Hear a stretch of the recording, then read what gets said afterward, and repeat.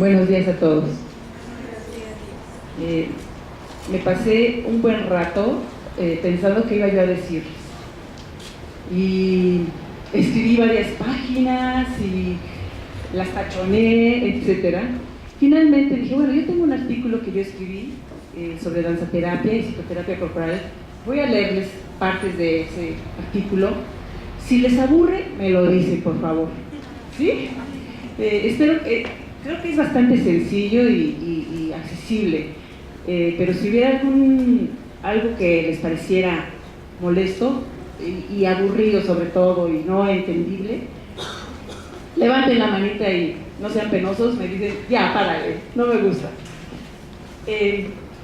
Ustedes se dirán, ¿por qué está en una mesa de una jornada de terapia psicocorporal danzaterapia?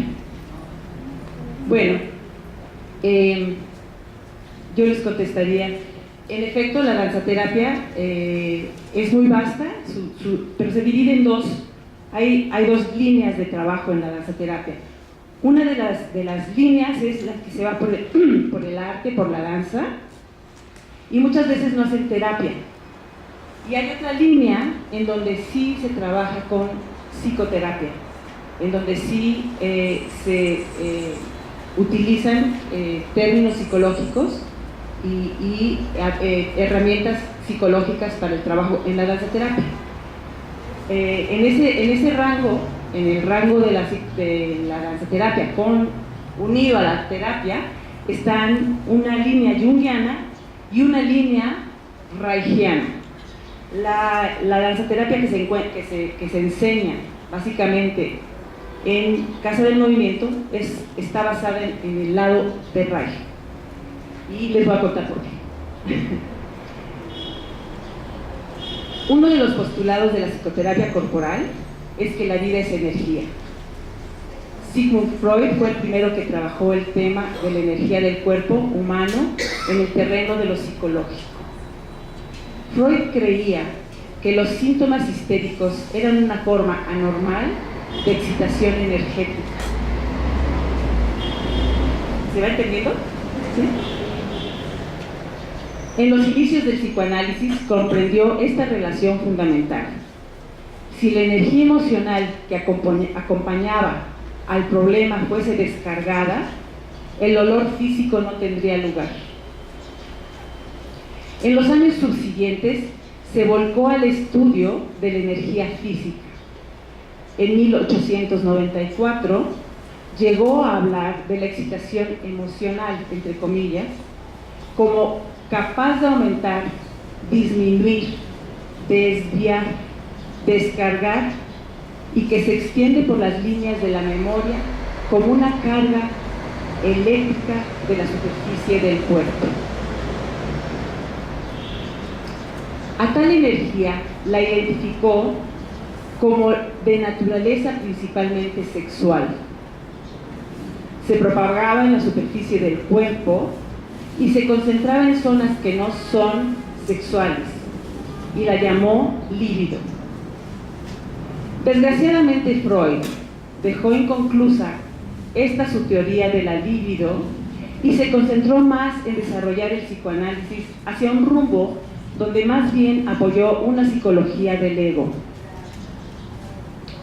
Mientras tanto, su alumno y fiel seguidor, Wilhelm Reich, desarrolló sus investigaciones sobre la teoría de los instintos, y la dirección que tomó por años fue el de comprobar científicamente la cuantificación de dicha energía libidinal, y al descubrirla la nombró orgón. Así también definió que tal energía está presente tanto en los organismos vivos como en la atmósfera y en el cosmos. La concepción de que mente y materia, o sea el cuerpo, no son entes separados, sino que son una unidad total, abrió campos de comprensión cada vez más amplios sobre el ser humano. Si aceptamos que la materia es energía, si nuestro cuerpo es energía, podemos decir que toda manifestación del ser siempre es expresión de un funcionamiento orgánico, Con esto Reich pudo decir que nuestro cuerpo no es más que la manifestación de lo que sentimos y pensamos. No existe una separación. Así pues, su trabajo se centró en observar los cuerpos de sus pacientes y definir la tipología de carácter que representaban. ¿Está siendo claro? ¿Sí? Al carácter le dio el nombre de coraza energética o coraza caracterológica, que no es más que la estrategia que el infante establece cuando tiene que balancear su vida entre sus impulsos biológicos y las exigencias sociales o represión de dichos impulsos. Esta estrategia, si bien fue útil durante la infancia, muchos de nosotros la seguimos usando en la edad adulta inconscientemente, y con el tiempo puede resultar nociva, ya que básicamente fragmenta el fluir unitario de la energía dentro del organismo. Este fluir va creando bloqueos, y este bloqueo del flujo de la energía es lo que está de fondo en todas las disfunciones humanas y forman los rasgos específicos de cada persona o su carácter. Según Reich, la energía fluye de arriba hacia abajo, y al observar las tensiones corporales de sus pacientes, llegó a identificar 7 segmentos en donde la energía se estanca o no fluye,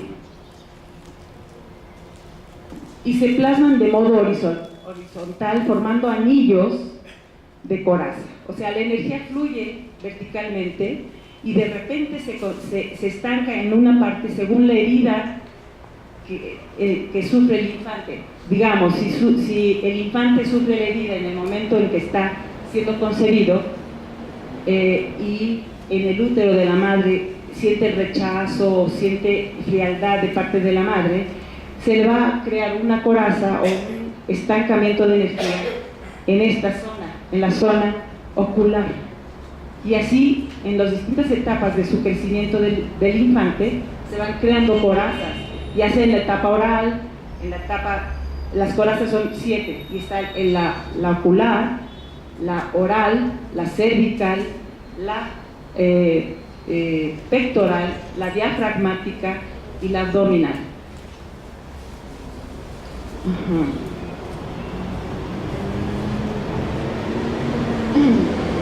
Así pues, las actitudes de carácter pueden disolverse mediante la disolución de la coraza, y para ello es necesario que dicha energía estancada se movilice. La movilización de las corrientes que se han plasmado en el cuerpo y de las emociones es idéntica a la movilización de la energía del impulso vital.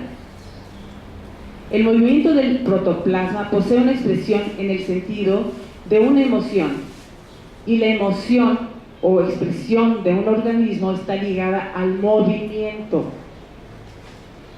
porque la energía está en constante movimiento.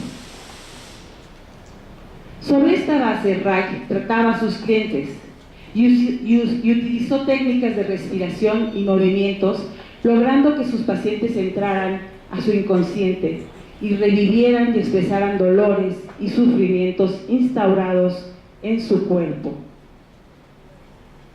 Con ello, liberaba la energía de dichos traumas anclados en la persona, en su corporeidad, y disolvía parte de su carácter o su coraza.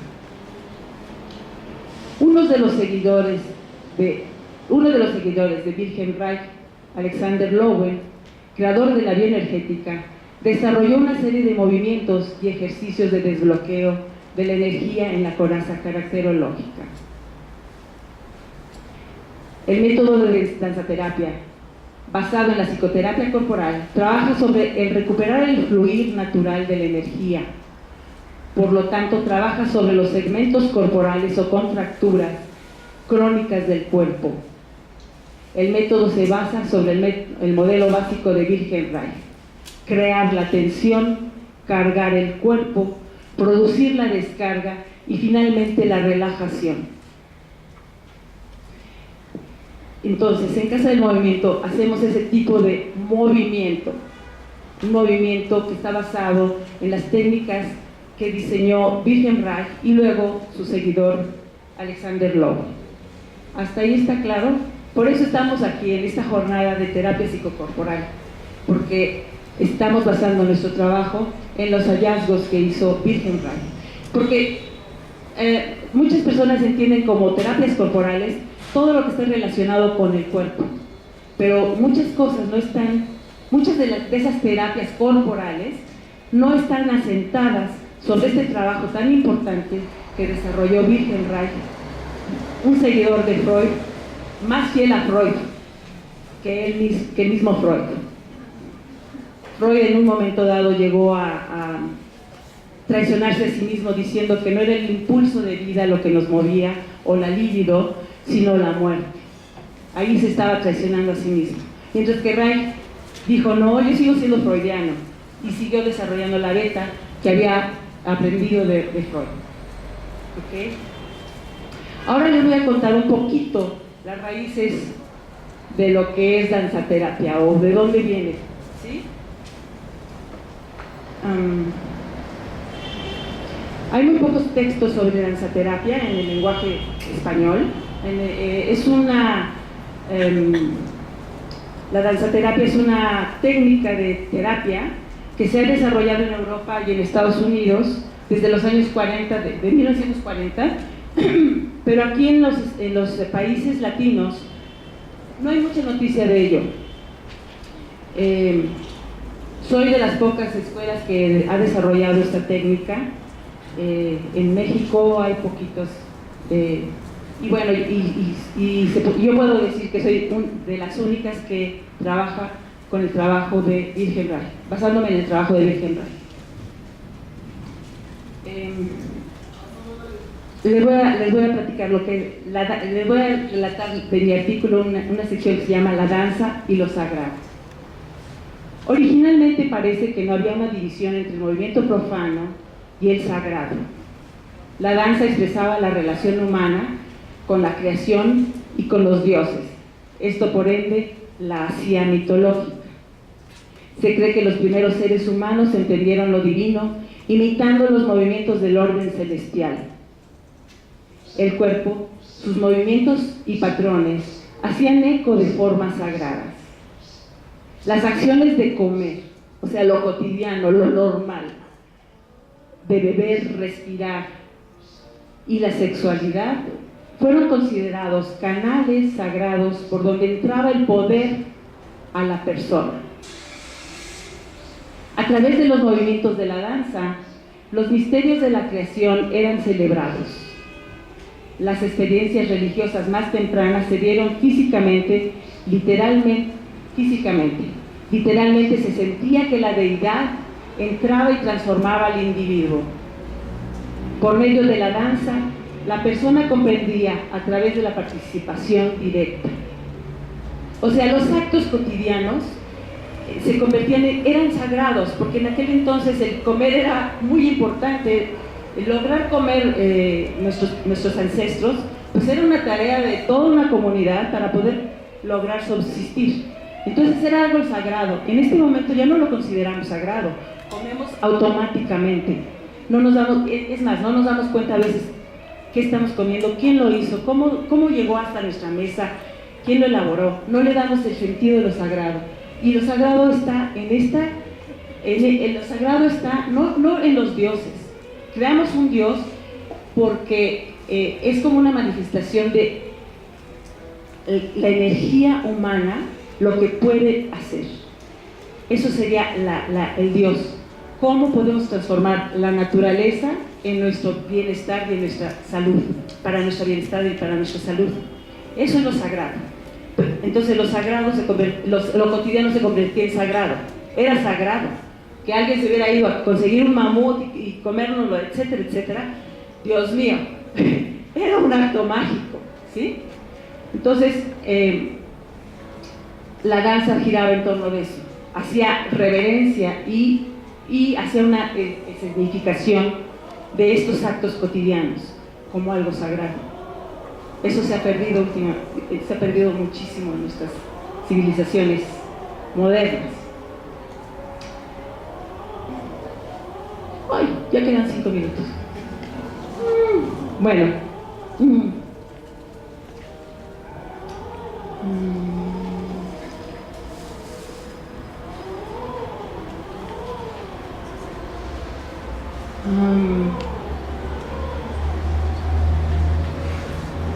Bueno, haciendo una analogía a esto, los danzateras, bueno, voy a seguir un poquito esa lectura y hasta dónde lleguemos. Se cree que los primeros... Ya.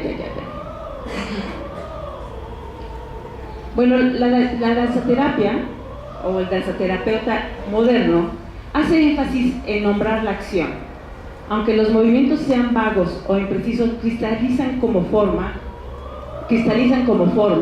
el terapeuta ayuda a evidenciarlos como claras expresiones de emoción, intención o imagen. Hacerlo inconsciente, consciente, es el aspecto central del proceso de danzaterapia. En esta época es posible escuchar ecos de las prácticas antiguas de nombrar lo desconocido, como en aquellas danzas sagradas. Así los movimientos cristalizaban en formas, y estas formas se repetían hasta crear patrones de movimientos. Estos patrones representaban la vida cotidiana, así como los patrones de movimiento celestial y cósmico. Los patrones más remotos significaban la creación o generación. Las danzas primarias celebraban esta creación una y otra vez. La creación de las estaciones, unida a la agricultura, la creación de nuevos seres, incluidos los infantes y las estrellas. Una forma de expresar en los nacimientos, las muertes y el renacimiento de todos los fenómenos que les rodeaban. La danza de la generación, disolución y regeneración. De este modo, las danzas del nacimiento, de la pubertad, de los matrimonios, de la siembra y la cosecha, eran todas manifestaciones de lo divino. Cuando los danzaterapeutas actuales ayudan a los participantes de un grupo a redescubrir estos movimientos arquetípicos y repetitivos de regar y reunir, de elevarse y caer, de golpear con los pies el piso y aplaudir, con esto reconectan a la persona a través de movimientos con una perspectiva antigua y sagrada. Otra manifestación de lo sagrado en la danza fueron las danzas en círculo. El círculo nos conecta con los patrones circulares del cosmos. Se sabe que en las prácticas de las culturas del Mediterráneo fueron muy usadas dichas danzas. Así tenemos que en Grecia, en la celebración de los misterios de Eleusis, se combinaban con una danza circular. O algunos curanderos griegos danzaban en círculo alrededor del enfermo, logrando con sus cuerpos y su danza una barrera protectora frente a la enfermedad. En la Edad Media surgieron las danzas circulares para proteger a los recién nacidos de los malos espíritus, y así podríamos mencionar muchísimos ejemplos de las danzas circulares usadas para prevenirse de las enfermedades, para tener una buena cosecha, etcétera, etcétera. El círculo, actualmente en nuestras clases de danzaterapia, es usado grandemente para empezar las sesiones. A los participantes les proporciona la sensación de vinculación e inclusión, así como una protección y cuidado para la comunidad que se forma en ese momento, y al finalizar las sesiones sirve como conclusión y cierre. Los grupos que están unidos pueden formar círculos fácilmente y muchas veces lo hacen espontáneamente. Los grupos que están fragmentados no les es sencillo formar círculos. Ya sea que el círculo sea dirigido o espontáneo, es un signo de salud de un grupo o comunidad y es un eco de las prácticas curativas en el círculo sagrado. Si quieren saber más de este artículo, me pasan su mail y se los paso. ¿Okay? Hasta ahí puedo decirles. Y bueno, los invito a que dancen su vida.